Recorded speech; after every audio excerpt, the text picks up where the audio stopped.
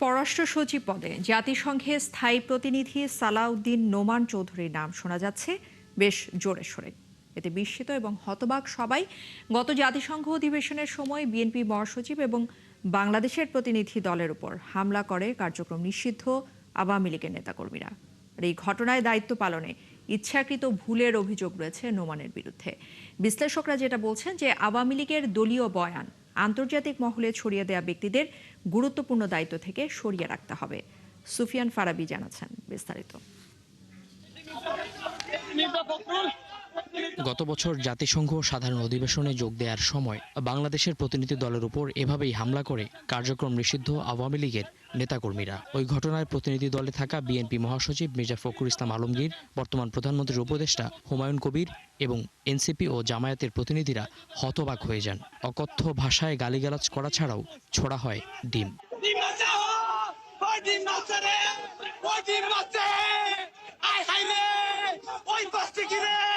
এতে বিব্রত হয় যুক্তরাষ্ট্রের স্টেট ডিপার্টমেন্ট।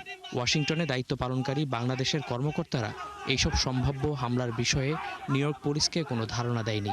উল্টো অভিযোগ রয়েছে অভ্যর্থনায় অপেক্ষমান যুক্তরাষ্ট্র বিএনপি নেতাদের ভুল পথ দেখিয়ে দেন জাতিসংঘে বাংলাদেশের স্থায়ী মিশন প্রধান সালাউদ্দিন নোমান চৌধুরী।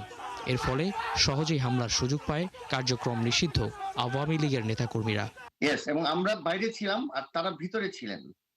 মেজর পয়েন্টে মেইন জায়গা থেকে যেখান থেকে তারা বের হচ্ছিলেন সেখানে, এবং আমাদেরকে এমবিসি থেকে বলা হয়েছিল ওরা বের হয়ে গেছে। এটা এমনও ঘটনা হয়েছে যে আমরা অনেক বিএনপি নেতারা চলে গেছিলেন ওখান থেকে, কারণ তাদের কাছে খবর এসেছে যে মহাসচিব বের হয়ে চলে গেছেন, কিন্তু যেটা সত্য ছিল না।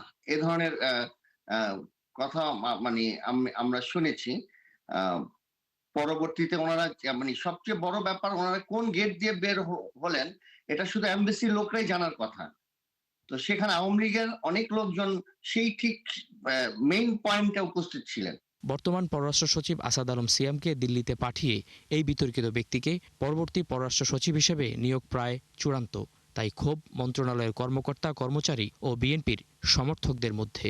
খুবই অবাক লাগতেছেন যে যিনি পূর্ববর্তী আওয়ামী লীগ সরকারের সময় একটি গুরুত্বপূর্ণ পদ নিয়ে দিতেছিলেন, এখন বিএনপি সরকার ক্ষমতায় আসার পর তিনি আরো পদোন্নতি পেয়ে আমি শুনেছি পররাষ্ট্র মন্ত্রণালয়ের সচিব হিসেবে যোগদান করতেছেন। আন্তর্জাতিক সম্পর্ক বিশ্লেষকরা বলছেন, আওয়ামী লীগের এজেন্ডা বাস্তবায়নে জড়িতদের বিচার না করে গুরুত্বপূর্ণ পদে পদায়ন প্রশ্নের সৃষ্টি করবে। ব্যাহত হবে প্রধানমন্ত্রীর সবার আগে বাংলাদেশ নীতি। যে ডেলিগেশন গিয়েছে বাংলাদেশের তরফ থেকে, সেই ডেলিগেশনের নিরাপত্তা, মর্যাদা, শৃঙ্খলা এবং তাদের আনুষ্ঠানিকতা নিশ্চিত করার দায়িত্ব হচ্ছে বাংলাদেশের স্থায়ী প্রতিনিধি। সেই ব্যক্তি যে ব্যর্থতার পরিচয় দিয়েছে, অনেকেই মনে করেন যে এটি রাজনৈতিকভাবে উদ্দেশ্য প্রণোদিতভাবেই তিনি করেছেন। যেহেতু তিনি আগে স্বৈর শাসনের ধ্বজাধারী ছিলেন, তাদের লোক হিসাবে কাজ করেছেন, সেটি ইচ্ছাকৃত অথবা অনিচ্ছাকৃত হয়েছে। যেভাবে হোক এটা ব্যর্থতা।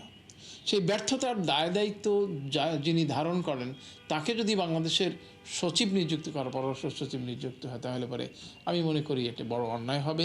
পররাষ্ট্র নীতি কার্যকরণের ক্ষেত্রে বড় ধরনের একটি বিঘ্নের সৃষ্টি হবে। সালাউদ্দিন নোমান চৌধুরী বর্তমানে জাতিসংঘে বাংলাদেশের স্থায়ী প্রতিনিধি। তাকে এই দায়িত্বে বসায় অন্তর্বর্তীকালীন সরকার। স্বৈরাচারী শেখ হাসিনার পুরো শাসনামলেই বেশ দাপুটে অবস্থানে ছিলেন এই কূটনীতিক। শুরুটা হয় দিল্লিতে ডেপুটি হাই কমিশনার হিসেবে, পরে ঢাকায় ফিরে বাগিয়ে নেন পররাষ্ট্র মন্ত্রণালয়ের ডিজি অ্যাডমিনের পদ।